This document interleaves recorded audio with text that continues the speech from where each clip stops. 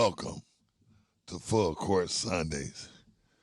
God is great. God is good. It's a blessing to be here on another Sunday.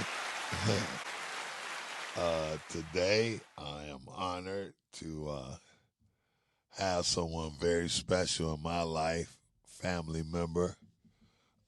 We've been together for probably 40, 30 years, and it's a pleasure to have you, Carl Martin. Give it up for Carl Martin. Pleasure being here, brother.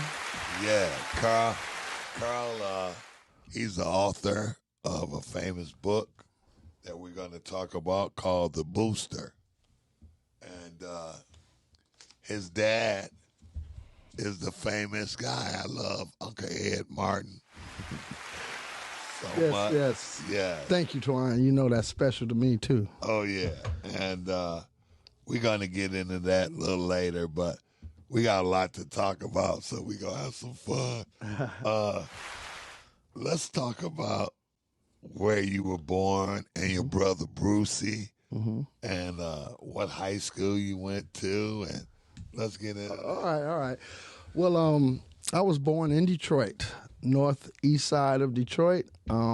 As far as high schools, it was in the Persian area. Right. But right. we attended elementary school, my brother and I, at Corville, one of the largest elementaries in the city at the time. Then we progressed on. We went to Jesuit Academy and U of D High. And that's where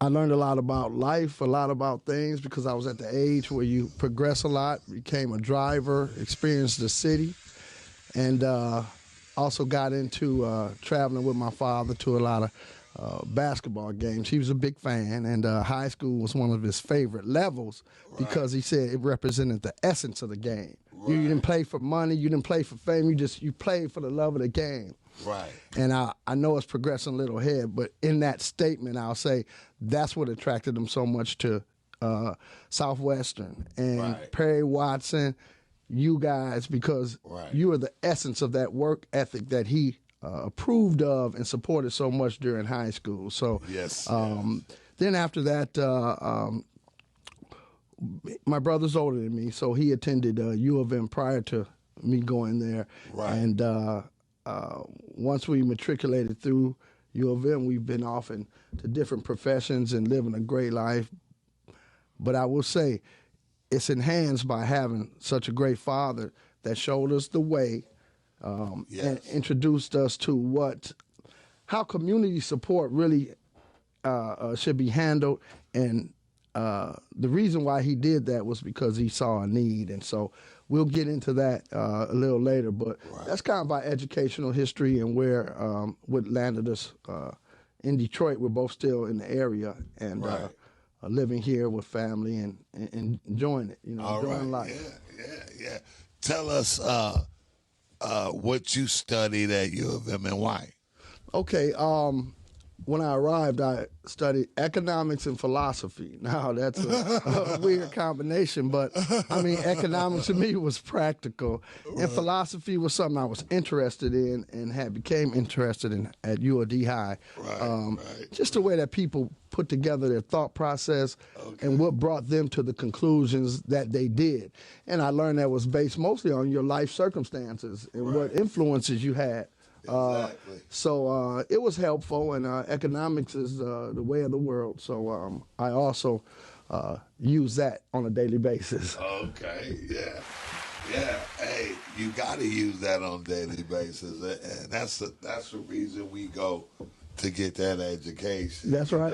It helps you carry out so far in life. Yes, it does. Tell us about your lovely wife, Robin, and your kids, and what are they doing now? So I have kids of 34, 24, 22, and 16.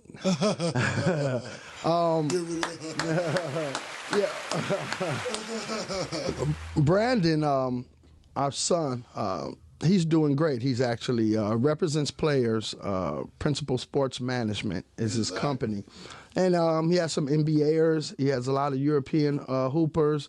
And he does a great job with his guys because he stresses financial astuteness. Matter of fact, he will not represent anybody that does not want to participate on growing their a financial basis, saving and planning for the future and the legacy of their family. So he's doing very well. Yes, he's also doing great. Yeah. Very proud of him. He's also an investor in the city, so he's in the area still some of the time when he's not traveling and doing well. My oldest daughter, who is 24, is in law school at Howard. She's at Howard Law, and this is her first year in law, and she's doing great. And she's a real go-getter, so I'm proud of her and know that she'll be okay. Kelsey, that's my middle girl. She's matriculating at MSU. Doing very well. Yes, doing quite well, and you know her well. Yes. And so she's on the right path. And then my superstar youngest daughter, Kendall. The volleyball girl. That's the volleyball girl. Yes, she's a good athlete, and she's a better person and a better student. I always like to commend her because look, she puts school first. Yes. When it's time for us to go to the gym, yes. Daddy, I can't do it. I have too much homework tonight. We'll have to do it tomorrow. Yes. So I don't have to direct her much. She's self-directed superstar. So that's Kendall. And Robin, she's still doing real estate in the city and in the area, and she's doing quite well. Happy to be the mother of such great children, and so that's the layout of the Martin family right now. Man, give it up for the Martin family because you're doing a great job. Well, thank you. You know, being a leader and doing, man, you had such great parents, man. I loved your mom so much, your dad, man. Tell us about Mom. Let's talk about Mom. You can't leave my favorite subject when you talk about Mom, Hilda Martin. You know, she passed in 2003, the same year as my father, just a few months later. Right. And I think about her every day because it's something that she added to my life that I experience on a daily basis. If it's just, cooking a roast or something that I have to posthumously envision her and bring her essence to me just so I can get through the moment. So I still live through her, and she was a very giving person. She supported Ed 100%, and that allowed him to do so much more in the community because you can't have someone at home saying, why aren't you here, or, where you going, so many things. And she was supportive, and he deserved that support. But, she was a very elegant woman. Yes, when people tell me stories now of when they would come to the house and the impact that she had on them, I've had people come back 10, 12, 15 years later, knock on their door and just wanted to tell my mother and father, but sometimes especially my mother, how much they helped them. Right. Because everyone doesn't have the same influences. No. And my parents both were very consistent in wanting to uplift the lives of the people they came in contact with. Yes. And they did that, so they accomplished their goals. So I love them both, and I love them for doing that because it showed me the way that I can help and improve my community along with myself, at the same time. Yes, and you're still doing that, man. You give back so much, man. I know your business, you do construction and you give back. Yes. You help people that it can't even pay, man. Yes, you help that's children, That's true. And that's what we learn. That's what it's all about. Is about giving back, man, and sharing, and that's what we talk about. Growing in the D. You still in the D. You still support. You grew up, and you know how tough it is. Yes, it's always challenging and stuff, man. And you go on now, and you've been running your construction business for how many years? Tell us about that. It's been a little over 20 years, and I've had different stages. Wow, yeah. 20 years, I started as a help aid to our real estate business, which was focusing on investors and a lot of first-time investors. Right. A lot of them had trouble accessing the proper tradesmen and help to repair the homes to become rentals or resales, depending on what their determined goal was. And so I was always assisting because I knew people, electricians, plumbers, everybody. Then one day I made it formal, went and got a builder's license, only that would give me a higher level of trust with the people that were coming in and needing the assistance to improve their.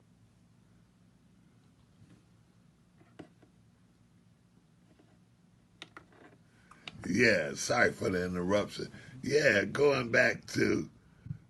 take us back to 81, 82, and 83. I mean, those were some exciting years, man. Let's go back. You know, what was a trip is when I came to the Southwestern game, you were a sophomore. Right.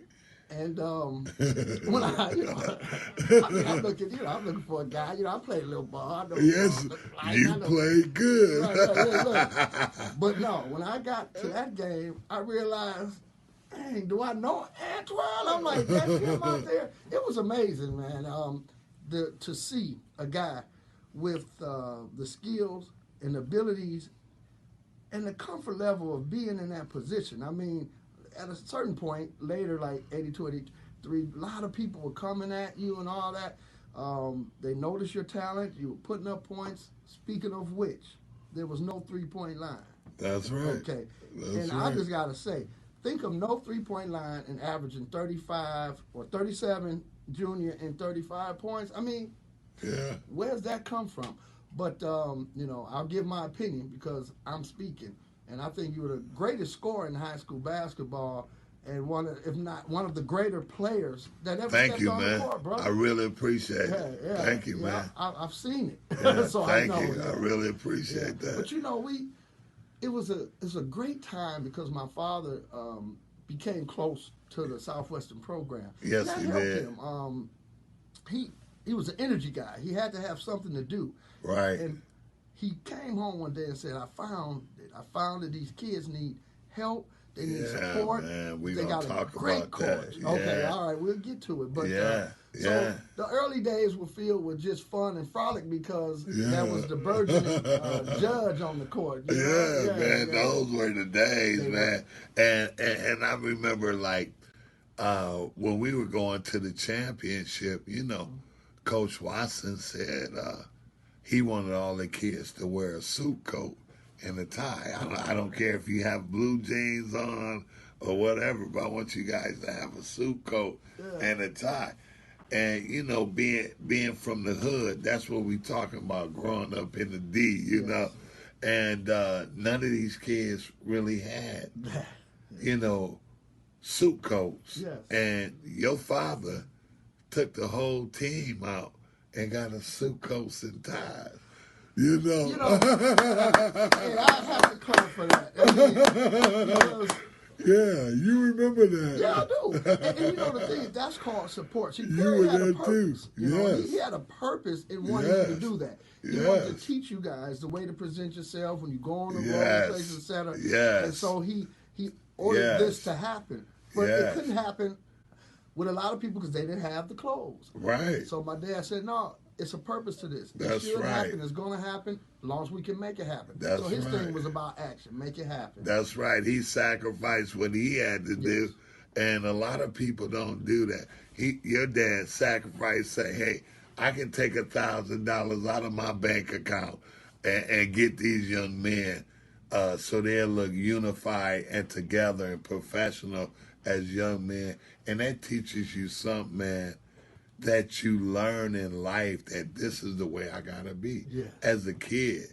And I thank him for that, and I love him for that. Give it up for Ed on that. All right. And if I can, I'd add to that, think how you feel when the coach says, okay, I want everyone to wear a sport coat, suit coat, whatever, and a tie. Right. And you don't have it. You don't have it, so man. So that affects your self-esteem, the way you move, the way you carry yourself. It affects everything. Maybe the quality of your play in that game. Right. But when that gap is filled, it does the opposite has the opposite effect. It uplifts you. It You say, uplifts there's you, somebody, man. these people are for me. That's and I'm going to do my best for them. So it's an equal exchange, you know? Equal And those exchange. kids gave that. Yeah. You're one of them. But those kids, you know them. Yeah. They gave of themselves All of on the them I highest know. level. Yeah, all of the Southwestern prospector family love. I mean, like after we win games and stuff, the dinners, Yes. you know, being able to get pizza, you Yeah. know, and I love Perry so much. Yes. But we, you know, Perry didn't have the money, you know, Right. and I know my parents worked every day, but I had friends that had one parent. Yes. You know, and 3, 4 siblings at home. Yeah. And they didn't have no money. No. You know, so to be able to go and have training tables before you even go to college, Isn't that it something? means something, man. Yeah. You know, let's talk about that. You know, Ed Martin is, I will say, he has an excessive personality. What I mean by that, everything he does, you know, he overdoes. I would say. You know. So, you know, he's into Southwestern in the program.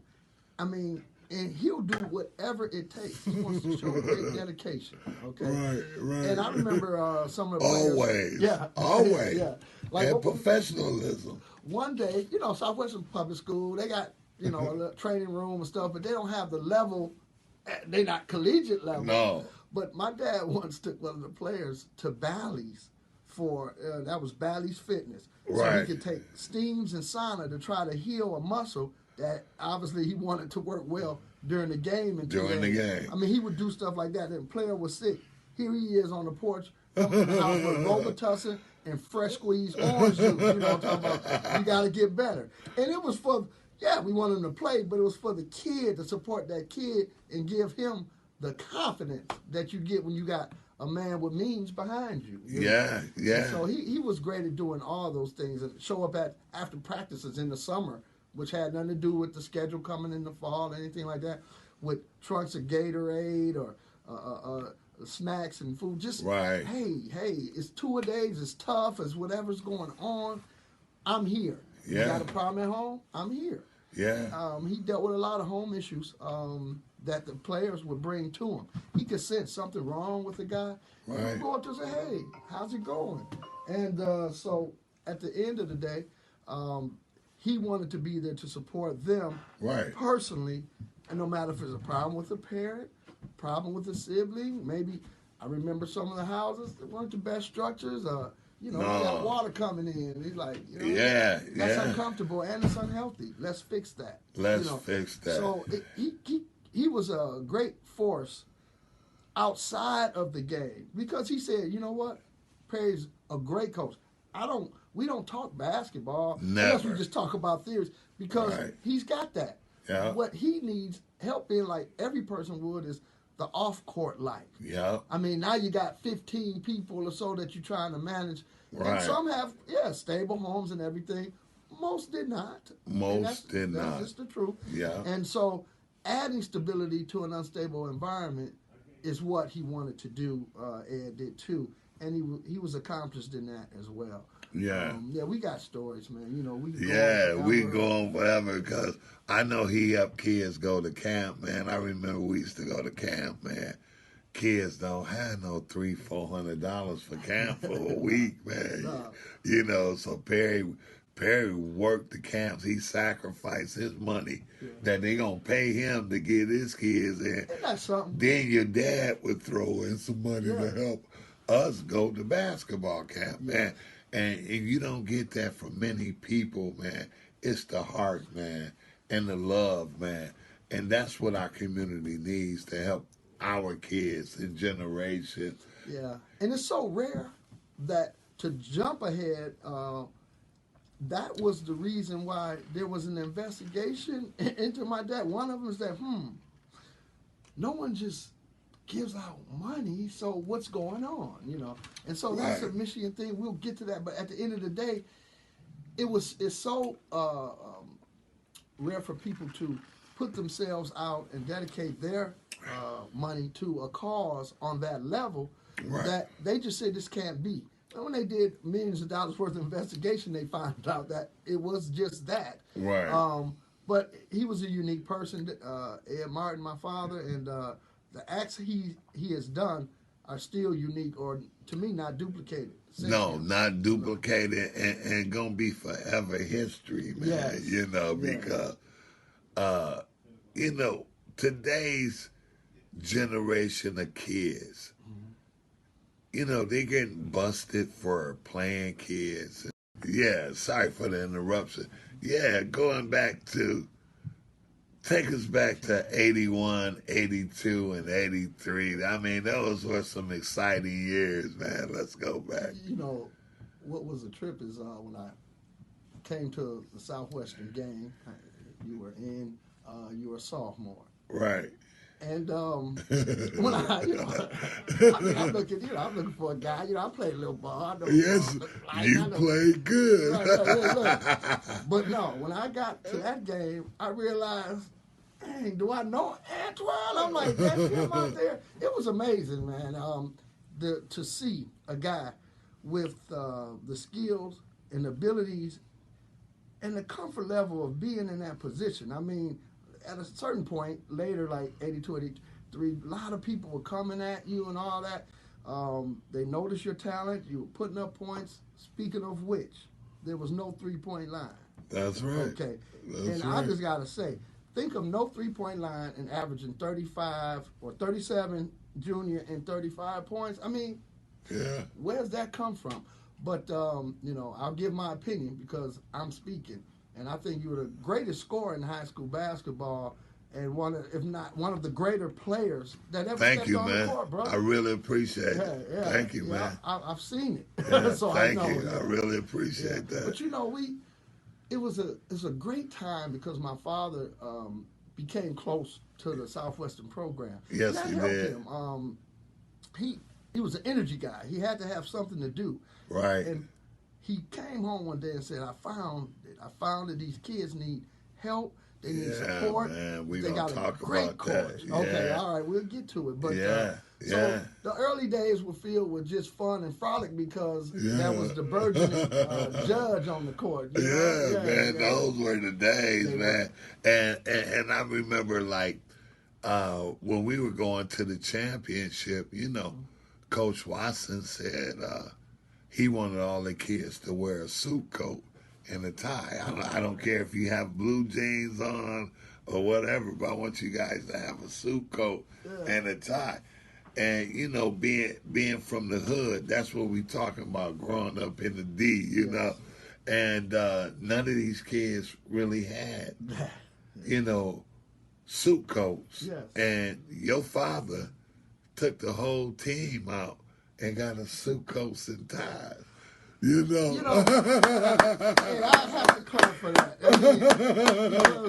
Yeah, you remember that. Yeah, I do. And the thing, that's called support. See, you were had there a purpose. too. He had a purpose in wanting you to do that. He wanted to teach you guys the way to present yourself when you go on the road, places, etc. Yes. And so he ordered this to happen. But it couldn't happen with a lot of people because they didn't have the clothes. Right. So my dad said, no, it's a purpose to this. That's it should right. happen. It's going to happen as long as we can make it happen. That's so his right. thing was about action, make it happen. That's right. He sacrificed what he had to do, and a lot of people don't do that. Your dad sacrificed, say, hey, I can take $1,000 out of my bank account and get these young men so they'll look unified and together and professional as young men.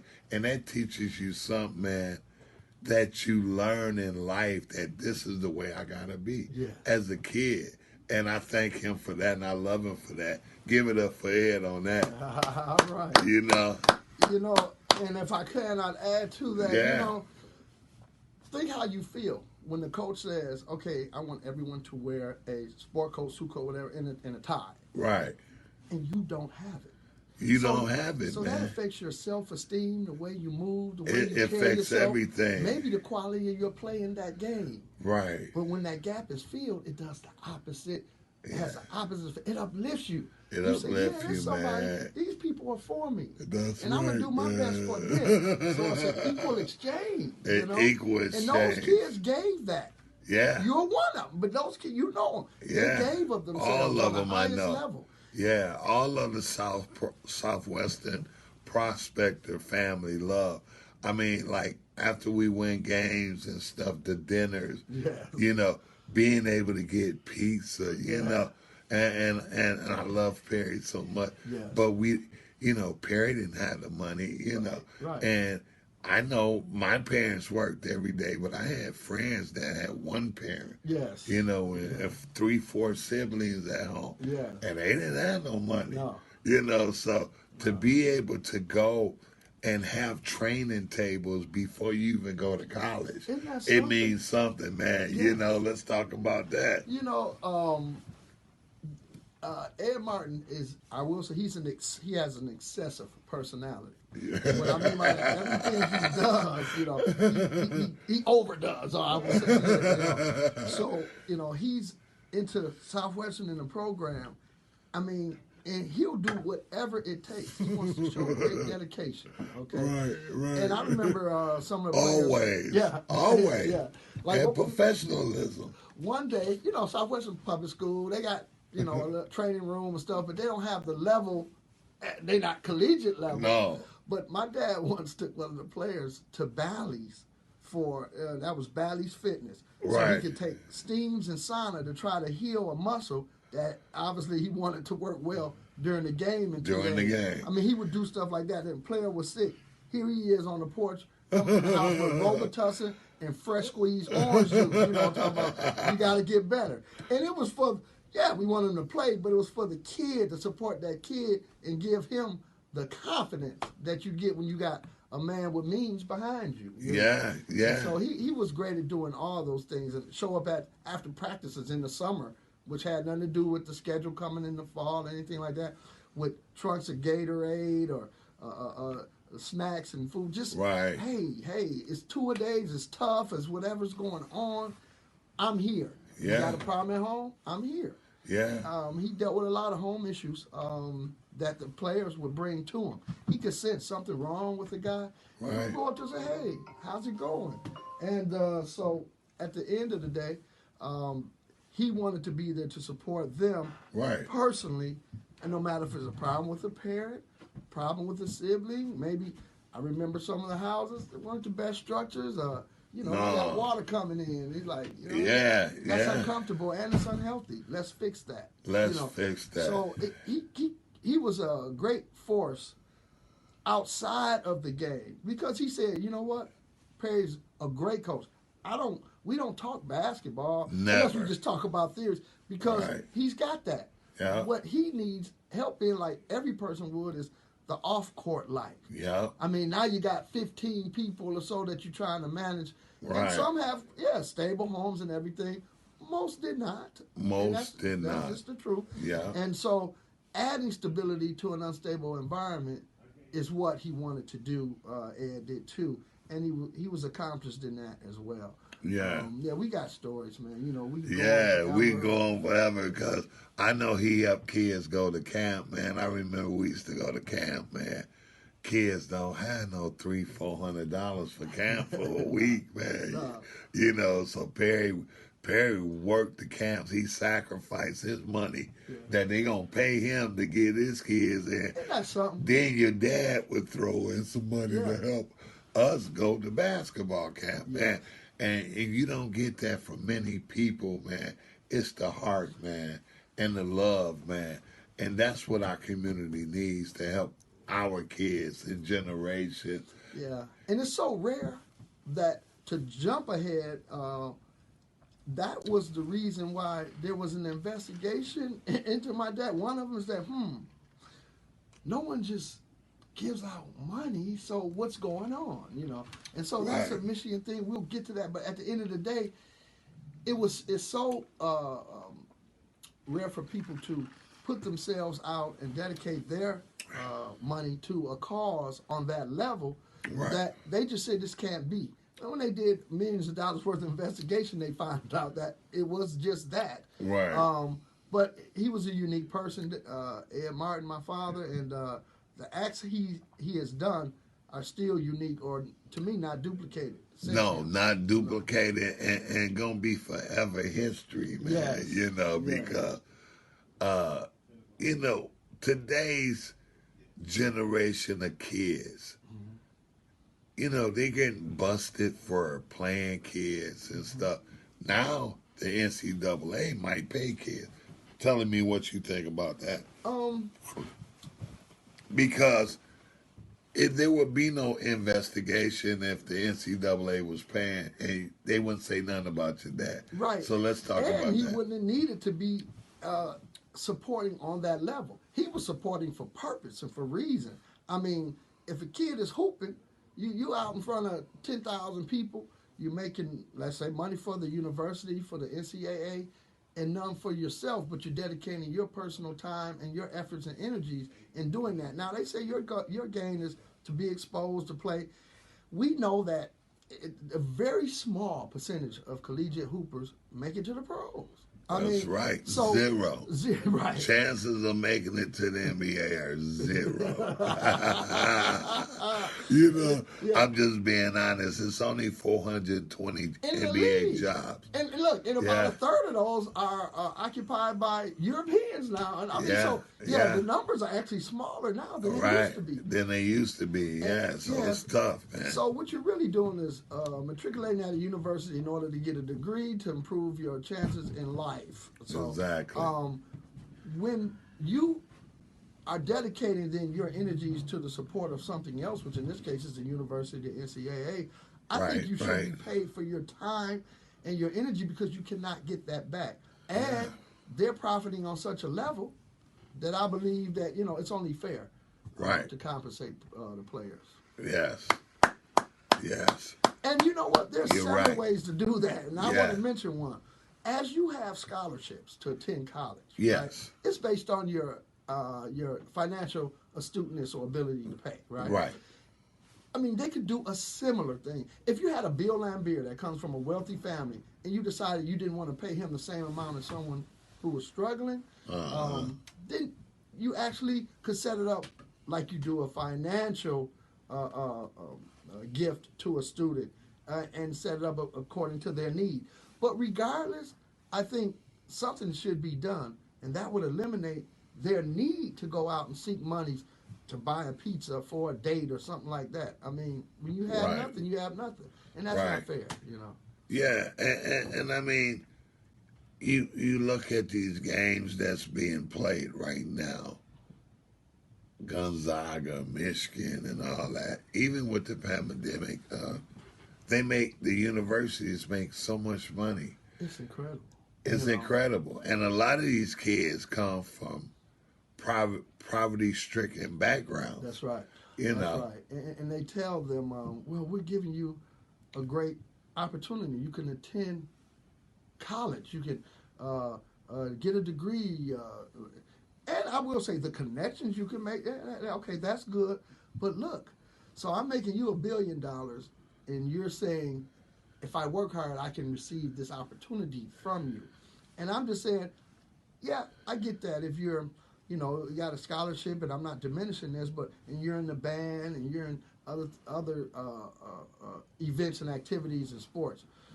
But really, I mean, you're a basketball player. The TV contract for the NCAA is over $2 billion. I mean, there's so much money changing hands, and you're the catalyst for the movement of that money because you're the player, okay? Even greater than the coaches, which have done quite well. Assistants average $300,000-$400,000 right now in major universities. I mean, so everyone's biting off a piece of that pie. But unless you can get to, let's say, that helps you get to the league where you can get, let's say, real money, then how is this actually the student athlete benefiting on even a similar level to everyone else involved?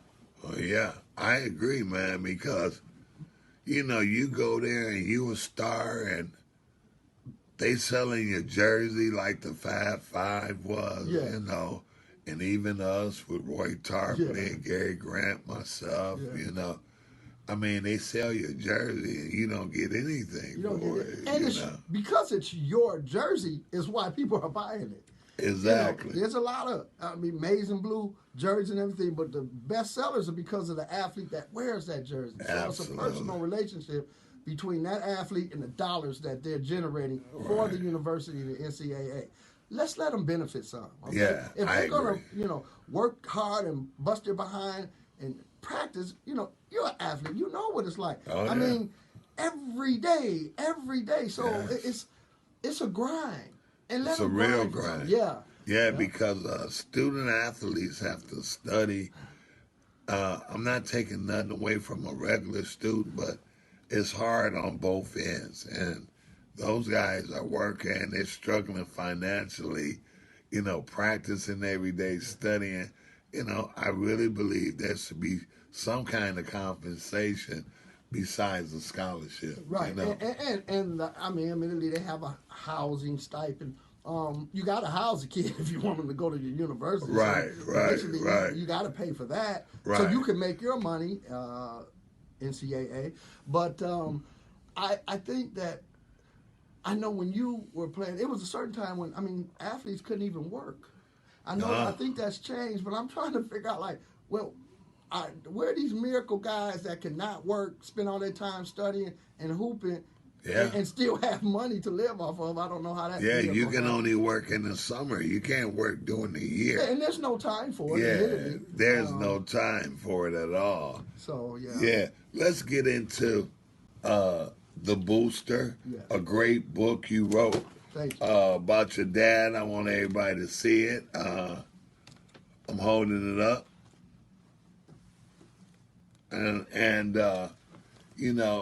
it says how Ed Martin, the 5'5", and the ball is from the hood, exposed the Hypocrisy of a billion-dollar industry. All right, tell us about it and what drove you to this. This is a great book, and it's a lot in here that people really need to buy and read and understand.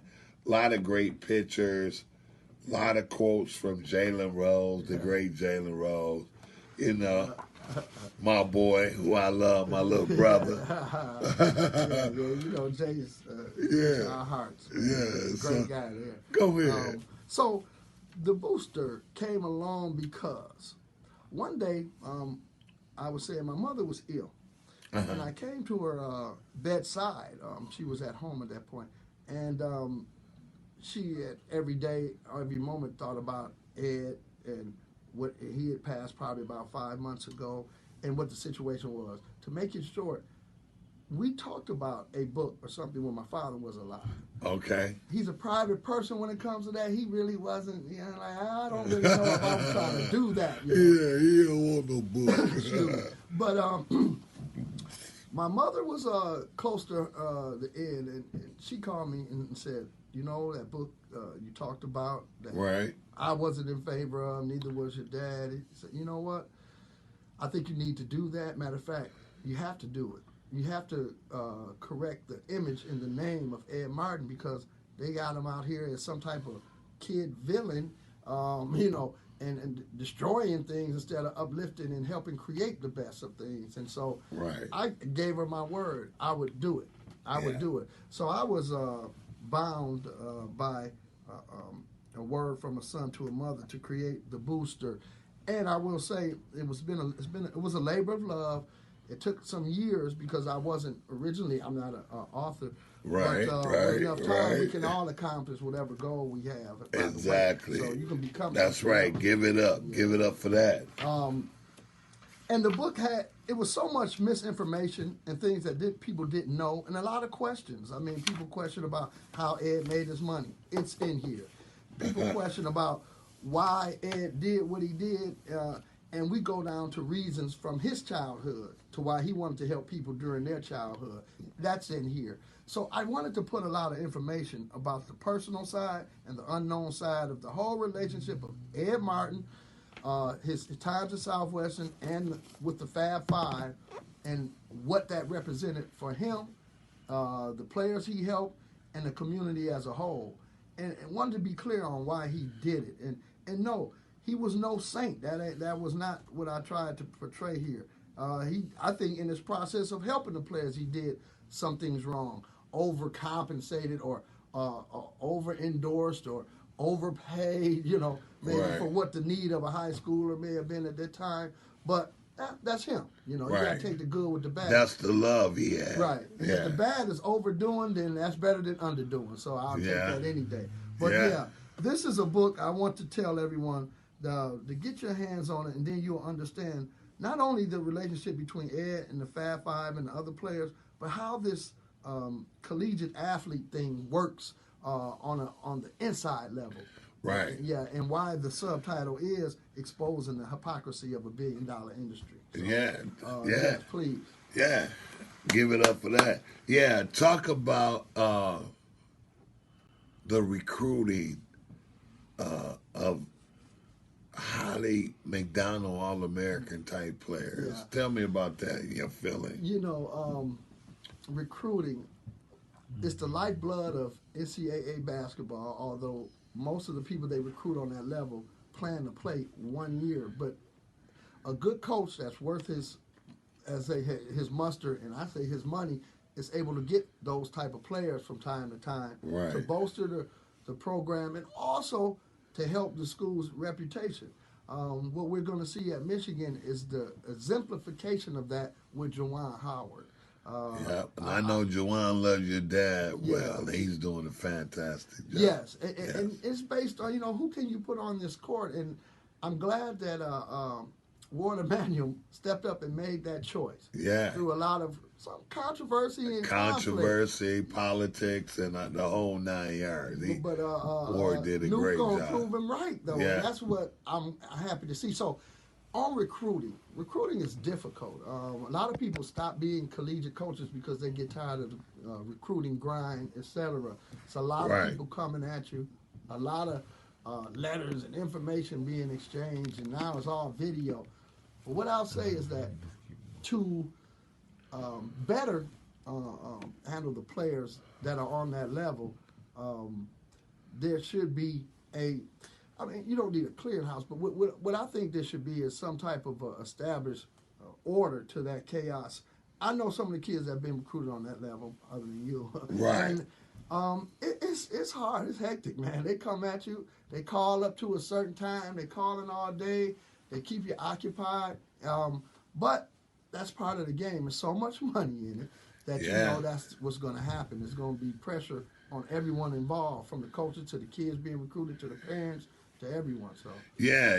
They just had that big controversy with the Adidas guy, with the Darwin kid from Saginaw in the Louisville situation. yeah. Once again, we're going back to how you should be paid as a player, and that eliminates the boosters from Nike, Adidas, and these type of things. Yeah. Yeah, University of Michigan tried to call your dad a booster, but your dad wasn't a booster. No. He was a community leader. And, That's right.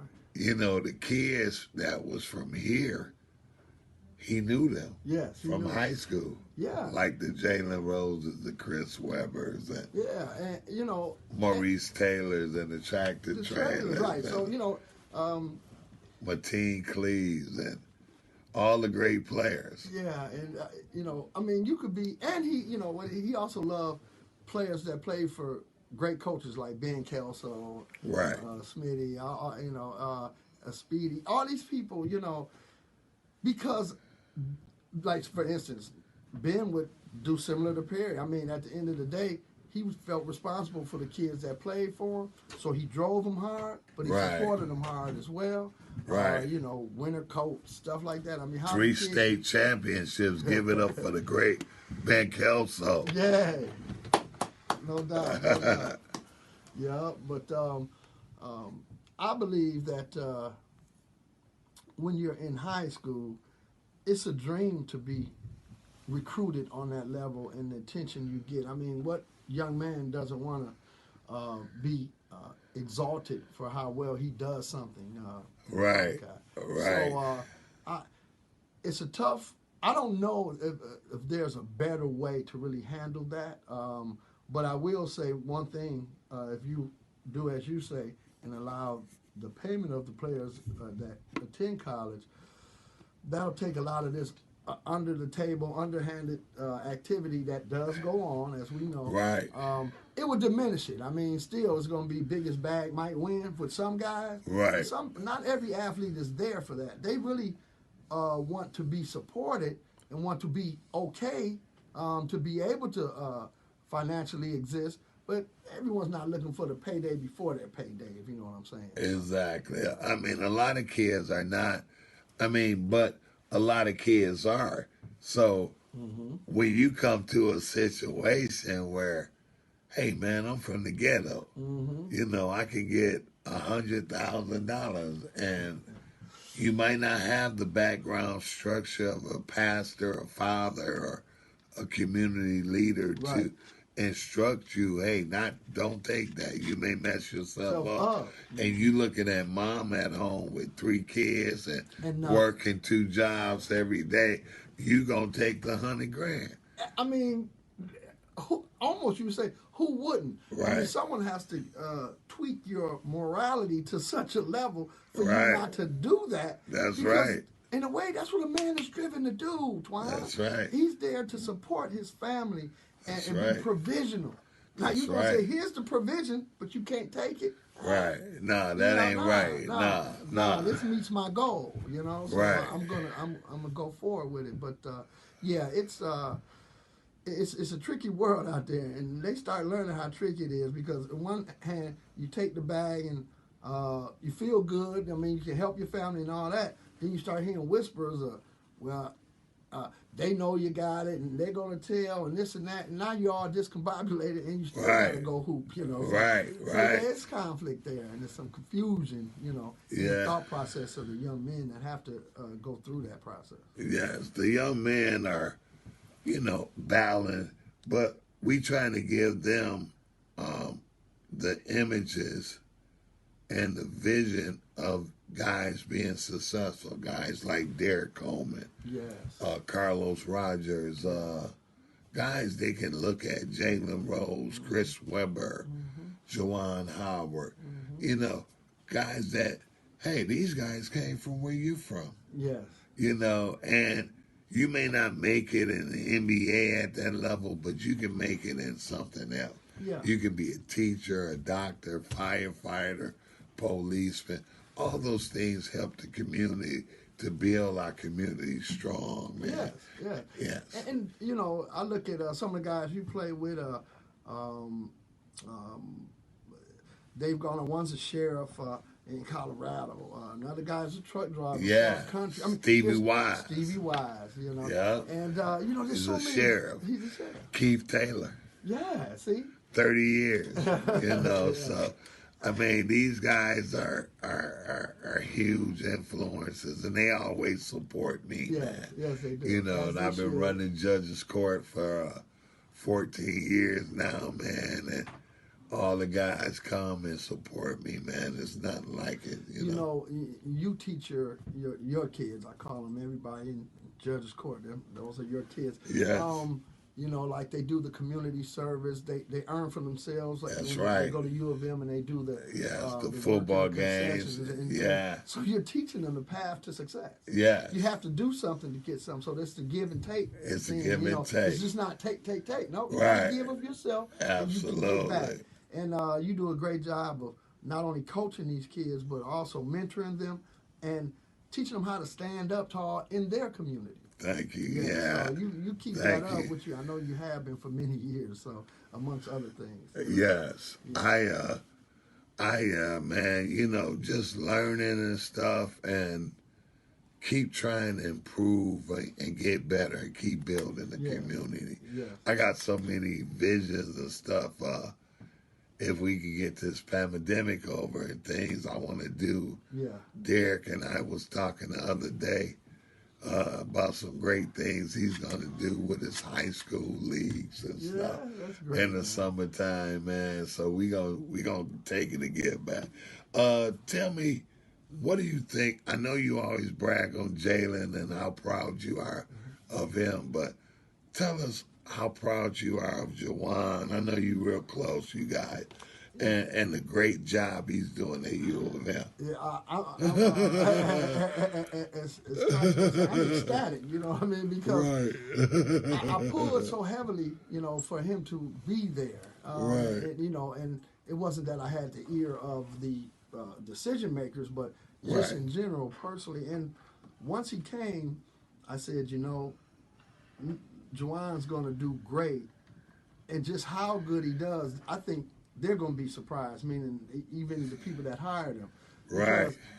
I know something in the flow of relationships in basketball. Juwan Howard played 18 years in the NBA. He's got championship rings. That's right. Personal relationship with people like LeBron James. Right. So I just want to say those influences help in getting a young kid because they look at you and say, hey, I'm you, or you were me 20 years ago. 20 years, right. And I think that connection that he can form, and he's real with his kids. I've had a conversation with one of his players and say, no, I mean, it's just straight, and we like it that way. Yeah. Plus, he relates to all his kids very well. It wasn't like he grew up or is from a whole different area or era. I mean, he's the essence of basketball because really, I believe when you guys started coming to the U of M, you know, even the session I called it before you, with Phil Hubbard and all that, it started bringing attention to the fact that you can excel in a sport, also be a respectful, good person, and there's something to gain from both. Now, if you're not good enough to be an NBA player, you're still good enough to be a good person and have relationships that they're going to offer you in these situations. Right. And that's part of what I think Juwan can help his kids do is take advantage of that because he can coach them on how best to react to the alumni and all the things that they're exposed to. But on that court, you're going to see. He's a dog, and it's going to show. Yeah, I agree, man. I think it was the right decision. Not only was he a great player and also a great person. I know. You know. He is a great person. A great person. You know, to meet him and to sit and talk, you know, people would be shocked how great of a person he is. Yes. And like you said, all the kids love him to death. They do. You know, his players and stuff. And him coming in, after John Beilein was tough because John Beilein had been to the national championship twice. You know, had 7, 8 pros. Yep. You know, we got 7, 8 guys in the league. So for you to come in to fill some very big shoes, he doing a good job and winning the Big Ten outright. They haven't won that since 2000. I know. Yeah, talk about that. You know, when you come in and do something, and I remember when this was before the Big Ten tournament. The only thing there was to do was to win the Big Ten, and so people set their goals on that. And it was hard to accomplish. Here, Nuke comes in 2 years into the job. He's got that on his resume already. Coach of the year in the Big Ten. Of the year. What an honor. Of the year. And that's after coming in and filling those shoes that were so large left by Beilein. And I think he's going to overfill them and bust them open, brother, because, it's that kind of event going on. You have someone who's great at what they do, but also great at people and personality directives. And I think that Juwan represents the both sides of all of that, and it's going to show in his success. Okay. And I think they'll have a great run this year. I mean, you know, the injury bug comes up and bites you here and there and different things. Yeah, they came up big and bit them, man. I mean, what do you think about Isaiah Livers and that situation? Yeah, you know, they said it was a fracture, but it wasn't a. In other words, the bone. They didn't say it was a bone fracture. All I'm saying is that it looks like I'm hoping that he'll be able to participate in the tournament, and it's hard to tell from the outside, but if he does, Final Four is what I'm thinking. Without one of your main guys, there's time during the game, especially in a close game, that you're going to miss them. Exactly. And so you try to fill that gap. And I think Juwan's theory of next man up will help do that. Yeah. So they'll have success either way. but I just want to make sure. Well, I mean, I want to know that if he doesn't play, that the other teammates are willing to fill that gap. I think they can if everyone else is good, but we don't want to lose Livers, have Brooks out, and you know, and look, and then we got to keep Big Fella out of foul trouble. All right? We gotta keep Big Dickinson out. We Yeah, need Dickinson, you, baby. Dickinson, You gotta stay out of foul trouble. That's baby. right. That's Yeah, right. That's 'cause right. They can't stop you. They cannot stop They you. can't you know? stop you, Yeah. man. And so- He is doing it, you And I'm know. gonna say one other thing, just to speak on Juwan. So he has 3 transfer players that are greatly impactful on his team. Yes. That's part of the relationship I'm talking about. You can go get Yes. somebody that was playing somewhere else and come Yeah. get them to play for you on that level. Right. That's communication. Right. They had to convince, like, yeah, I think we can do this. Yeah. Don't let that get past the audience. You know what I mean? Look at the moves that he's making and how great he's gonna be. So Yeah. And Juwan, his son is there, and he has another son that will be coming, who's a 6'6" point guard. People don't even know, so be looking out for that. Hey, Twan, that's that insider information right That's there. right. That's that insider information. We're going to be waiting on him to get here. And let's talk about the city of Detroit, how it's growing and coming back to how it was when we grew up. I mean, yeah, the city. the communities and stuff are coming back. They're tearing down a lot of these blighted houses and trying to build new ones. How do you feel about the city of Detroit? Very positive. The city of Detroit, first of all, the community of Detroit is quite resilient. They're determined to be hardworking people because most of them came here to work hard. Right. You know, they migrated from the South and places earlier in the 20th century in order to come and attain what they would call the factory jobs, etc. The city of Detroit is improving. I get to see a lot of it through my work and through real estate, etc. Man, I can remember whole neighborhoods were beautiful, and I can go to them. I went a couple years ago. It's dilapidated. Most of the houses are gone. No people on the block, et cetera, et cetera. But now I see a change because people are coming in and bringing those dollars and they're infusing it into the neighborhood. And like next door to where I lived, there was a Yacht playground. And it just sat there. We had great people that came from the park and recs when I was young, et cetera, et cetera. Right. That stopped. And all the equipment started falling apart. Well, they've come in and redid that whole park, which now the kids come back now. Dang. So they have an area in the neighborhood that they can communicate, play, and thrive. And I think that's important. So the city doing the parks all around, I've seen several, is a great idea. Now, I've got a lot of hope for the city and because of its residents. And Yes. Detroit's going to do great. It's coming back. It's doing better. Yes. And things take time. Yes. So, look, residents of Detroit, keep the pressure on the politicians. Keep it on. To Yes. improve your area. You Keep have a it right on. to do that. Yes. Yeah.